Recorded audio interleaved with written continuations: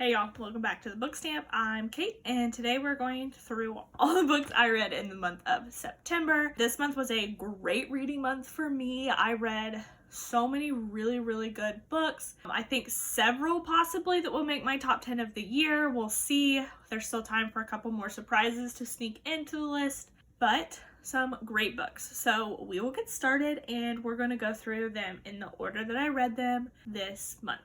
There will be timestamps down below in the description if there are specific books that you want to hear my thoughts on. We will try to be as spoiler-free as possible in discussing them, but there are some sequels, so it gets a little weird with the spoilers for sequels because plot happens. But yeah, so watch them all, watch the books you've read or the books you want to read possibly, and let's get started. So the first book that I read this month was Macbeth by William Shakespeare, which is a play, but I listened to it on audiobook. I've read it before. I read it back in high school. Loved it. So I was like, oh, let me just grab the audio tell it. So it's not really just a reading of the play. It's like a performance. And I don't know, this is the second play I've done this with. I've done it with Macbeth and A Streetcar Named Desire, two of my all-time favorite plays, and I didn't really like either of them.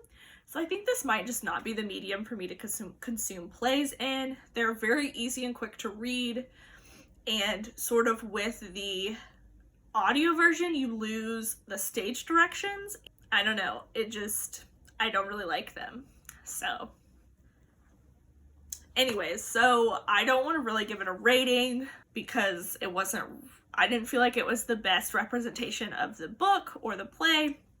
So I'm not going to give a rating to this one right now. I think in the past, when I first started my Goodreads page, back in 2015, I rated it 5 stars because it was one of my favorite books I read in high school. But I haven't actually read it to validate that rating. So the second book that I read this month was The Stone Sky by N.K. Jemisin. This is the third book in the Broken Earth trilogy, which is possibly my new favorite fantasy sci-fi trilogy. I thought it was really good. It was such a wonderful way to wrap up the series. I do think of the three, the 5th season might be my favorite. I don't know. I was just so in love with the book, when I was learning about the world and you sort of have all the characters in the first one and learning about them and sort of tying the whole story together. It kind of felt like a mystery. That was the first time you get the second person, so these books do have second person in them. Aesun's perspective is always written from second person, and I really liked it. I think I might be in the minority there. I thought it made the story so different, and it helped, it just made the story that much better in my perspective. It's one of the best second person uses, and you actually find out why it's second person in the third book, and I don't know, I didn't like that as much. It added so instead of just you, we started having eyes in there too, and I don't know, it just kind of cluttered the narrative for me a little bit, especially because I was listening to it on audio, which I think the audiobooks are very good, but it just kind of made it a little, I don't know. Also, I might just you'll kind of hear this. A lot of the audiobooks I read this month were not jiving with me a lot of the ways that they have in the past. So maybe it's just it's fall. I'm starting to get back into a sitting cozy and reading vibe and not a being productive and listening to audiobooks vibe. So I think now I'm just trying to do too many things when I'm listening to an audiobook. So I think moving forward, I'm going to relegate my audiobooks to doing laundry and driving the car. The Stone Sky, I think I rated it 4 stars. The whole series is a 5-star for me, the whole series, but there were just a few things I didn't really like with the book. I don't know, maybe I'm just sad because it's over. I think that's probably what it is I just I want more. I don't want it to be over. But I did find the ending satisfying. It subverted a lot of tropes and sort of what I was expecting, and I did find it tonally consistent with the book and consistent with the characters, which sometimes I feel it doesn't always happen in fantasy works, but I really liked the whole series. It was so good. I want to buy the whole series and reread it in a physical book. The next book I read was Sorcery of Thorns by Margaret Robertson. This is pretty standard YA fantasy fare. We have our main character Elizabeth, and like she was born in the library, is of the library, and she like thinks all sorcerers are like, all magic people are like evil, because apparently that's something the library people believe, like they're opposed or whatever. So it's billed as this enemies to lover, which, y'all, I am here for enemies to lover shit. It is my shit. I love it. I just didn't feel like it was really that enemy-ish. Like, she was like, Elizabeth was very like, you're a sorcerer. And then after he like saves her life, I don't even remember the main dude's name. That's not forgettable. He was as a character. After he like saved her life and was like nice to her, she's like, oh, I guess all sorcerers aren't evil. And so there was like, I felt like there was just, my main flaws with this book, which are maybe why I don't read a YA as much anymore, was that I felt like the theme of like bigotry and like growing up and having learned like essentially races. It's not racism, but like that's kind of what it's a parallel to. Or maybe it was intended to be. I don't know, it was bad. It just wasn't explored at all. It was very brushed under the rug, and like that's very much what the book was billed as to me. So I felt like very miffed that I didn't get that. Like I wanted more of that. And then there's also our character of Silas, who is a demon. I actually thought Silas's exploration was really good. Also, I do have to say, like, there are technically LGBTQ characters in this book. And by technically, I mean there is literally a sentence where the main dude goes, so what? I'm interested in boys. And then the like main character, you're like in her head, she goes, it must be much like my friend who I believe is an asexual. And like, that's all you get. There is no other textual examples of queerness in the book. If I'm wrong, like, please let me know, but I didn't hear them. So technically our main guy is bisexual, which I'm always here for male bisexual rep, but like, come on. Give me textual examples, especially if you're gonna have a like male-female relationship. Like, does that invalidate his queerness at all? No, absolutely not. That's not what I'm here for. But when we are writing these characters in a world that has bisexual erasure, and you throw in one line about him being bisexual, I think it does not do the job that you're intending to do. And ace representation. Like, there was one line about her best friend who is ace, and I was like, we checked the box, but like not in a way that satisfied me as a reader in any way, shape, or form. So I think in the end I gave it 3 stars because like it was kind of fun. It was a fun romp. Oh, and the main dude is a necromancer. Like, that's his family's magic lineage, is necromancy, which is so cool. Like, but it's treated in the book like this huge taboo, and he basically refuses to ever use necromancy. So again, there's just like weird LGBTQ representation. We have weird themes going on where I felt like there were a lot of themes that were promised to me that were not delivered on, and it's just really standard typical YA fare. I didn't really feel like it was anything special. The next book I read was Red, White, and Royal Blue by Casey McQuiston, which I don't know if I need to be another booktuber telling you that this book is amazing and you should go read it. I actually did a whole book review on it. I'll put the link in the card about sort of, my intent was to analyze it from as a contemporary Southern novel on the theme of identity and Southern identity, which I feel like the book excels at. It's so good. Which I did talk about in my review, but I also just gushed about how much I love the book and how I would die for Alex Claremont Diaz. So go watch it if you feel. I don't think it's the best technical review, but I did have a lot of fun making it. So 5 stars, top books of this year, definitely. Wow, I read a lot of books this month that I think will make my top. The next book I read was The Left Hand of Darkness by Ursula K. Le Guin, which I've been trying to read a lot more. I wouldn't say classic sci-fi because I'm not here for sexism, but I am trying to read a lot more Ursula K. Le Guin, and specifically The Left Hand of Darkness is one of her most famous books and really introduced the idea of a genderless society sort of to the masses. So I read it on audiobook. I don't think that was the right choice. Partially because part of it is written in first person, and one of the other main characters' names is I, like AI, but pronounced I. That was confusing on an audiobook. I was very confused as to whose perspective we were in for a while. So I want to reread it as a physical copy because I do think I will like it better. I also think Le Guin's work, especially her like, not her like Wizard of Earthsea type books, but I've read The Dispossessed and now The Left Hand of Darkness, more in her like hard sci-fi realm, and they're dense. They are dense books. They plump you down in a world and just, you gotta figure it out. And I really like that, but I do think it lends to a physical reading. So I want to reread it before I give a final rating. So I think I rated it on Goodreads like 3 stars, like middle of the road, knowing that I'm going to go back and review that. The next book I read this month was The Long Petal of the Sea by Isabel Allende, which Isabel Allende is a well-known Hispanic author. She is Chilean. And this book specifically, we are following a family, and it's multi-generational, which I think she's well known for, at least. House of the Spirits is like that too. I haven't read a whole wealth of her work. So we're following this family who is involved in the Spanish Civil War around the World War II era, I believe. And we follow them as they immigrate to Chile to sort of, they were on the side that lost.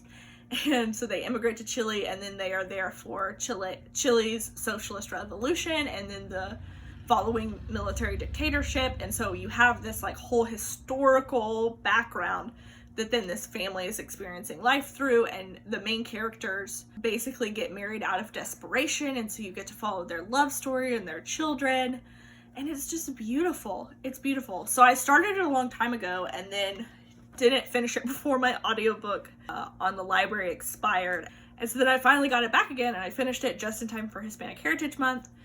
So I took that as a sign that I should read more Isabel Allende, which of course I should. So I'm adding House of the Spirits to my October TBR. But I ended up rating The Long Petal of the Sea, I think 4 stars. It was beautiful. It was truly a beautiful work.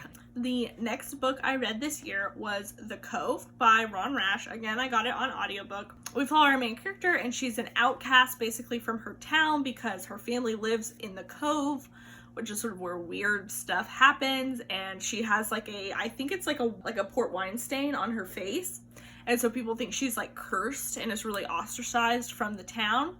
And she finds a mute man in the woods behind her house, and they take him in, and he ends up staying with them, and there's some romance going on. There's a big mystery. It is beautiful. It was a heartbreaking story, I will tell you that going in. It's relatively short. I want to read a lot more Appalachian literature, and this is set in the mountains of North Carolina, and it adds such a lushness and beauty to the story because I'm a slut for the Appalachian Mountains. It's true. But Ron Rash is considered one of the best Appalachian writers. He just has a way with words that is so lyrical and beautiful.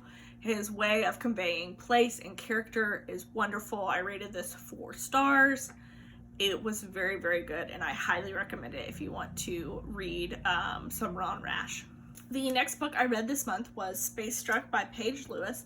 This is a debut poetry collection, and I ended up getting this for Indie Bookstore Day this year, and so I finally read it, and as you can see by the many tabs, I did really enjoy it. I rated it 4 stars. This book really deals with a lot of themes of anxiety and religion and nature and science, and there were just some like lines in here that you just like, you're like, oh, that's good. Like that's what I love in poetry, and I really, really enjoyed this. I highly recommend it if you enjoy new poetry collections. The next book I read this month was Cemetery Boys by Aidan Thomas. This was released this month. In this book, we follow our main character, Yadriel, who is a trans man, and he is becoming a brujo in his culture, which means that he has the ability to call and release spirits and safely monitor them into the afterlife. And through a series of hijinks, he ends up calling our other character, Julian's spirit, and has to sort of deal with him until he can resolve a lot of the mysteries that are going on in our book. And it is a great exploration of this culture in a like fantasy setting that I have not read anything like it before. I ended up giving it 4 stars, and I talk about it in way more depth in my book talk, so please go click that if you're interested. It does have a spoiler and non-spoiler section, so I really enjoyed this. If you love YA paranormal stuff, definitely pick this up and give it a shot. The next book I read this month was The Rise of Kyoshi by FCE. I don't know that the Avatar co-creator Michael Dante DiMartino was heavily involved. It kind of sounds like, from the stuff I read, FCE wrote this as like fanfic and sent it to him, and it got approved to be canon, so it kind of feels a lot like the expanded Star Wars universe, like a real start to that, which I would love to see a universe of writing prop up about Avatar in the way that Star Wars did. I think that's would be awesome and amazing. I did really enjoy this book. I loved our exploration of Kyoshi. Do I feel like Avatar translates that well into books? Probably not. Like, it doesn't.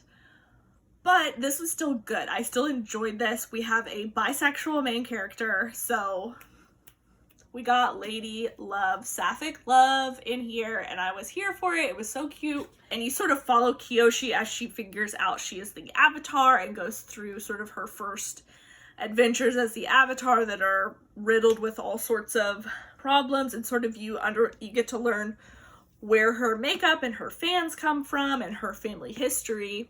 And so I really enjoyed the story and learning about Kyoshi. It was a little weird to read because as Avatar the TV show, it definitely has like more modern language in it and modern sort of ways of expressing things that felt weird to read in a fantasy book set in this world, but definitely tracked from the TV show. So that was a little weird for me reading, but I actually think it was done well. It just wasn't necessarily what I wanted.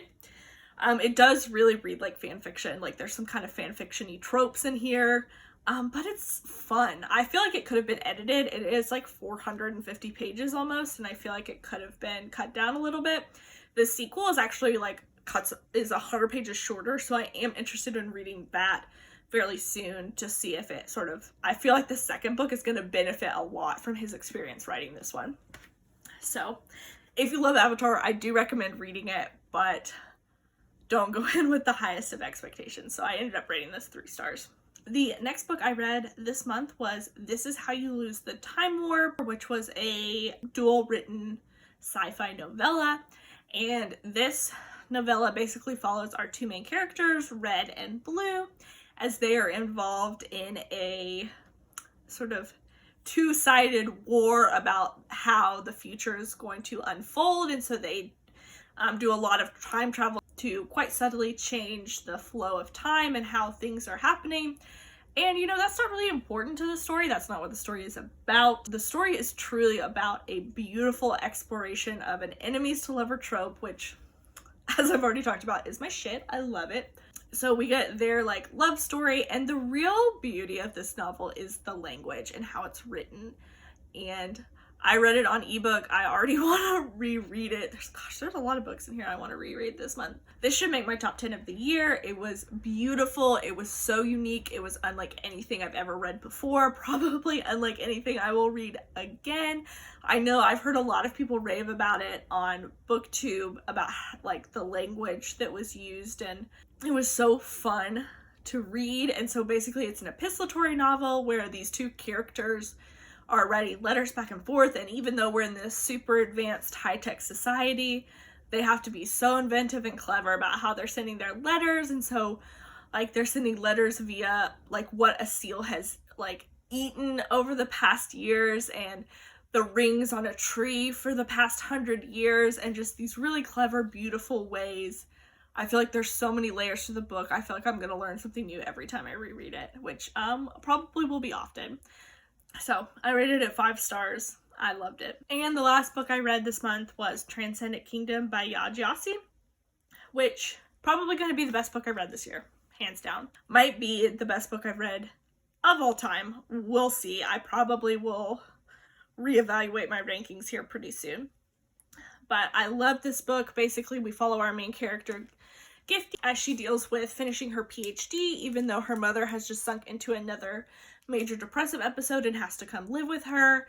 And it deals with Gifty's changing views about religion, and it's just so good.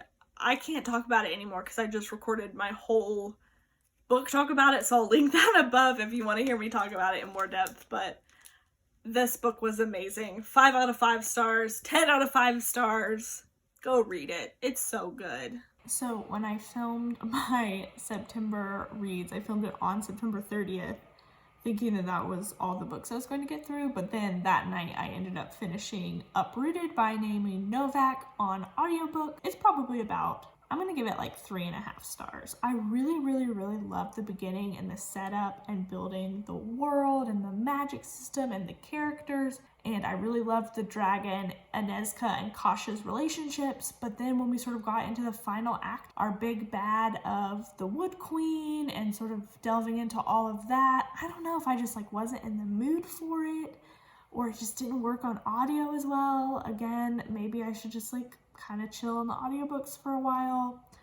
But it just kind of fell flat for me. I just wasn't invested in the characters like I was at the beginning. So it was a good middle ground, but I'm definitely open to giving Naomi Novak some more chances. I might reread this one day.